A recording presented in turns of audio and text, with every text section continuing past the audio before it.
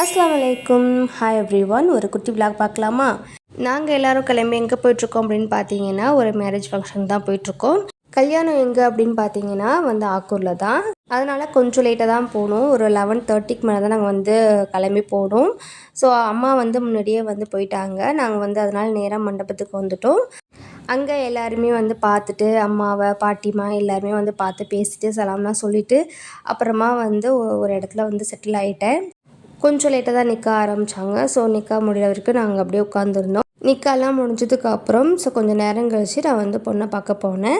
So பொண்ணெல்லாம் பார்த்துட்டு அப்புறம் அவங்க கொஞ்சம் நேரம் எல்லாருக்கிட்டையும் பேசிவிட்டு அதுக்கப்புறம் நாங்கள் சாப்பிட வந்தாச்சு. ஸோ சாப்பிட்டு முடிச்சுட்டு கொஞ்சம் நேரம் எல்லோரையும் பார்த்துட்டு அப்புறமா நாங்கள் கிளம்பிட்டோம்.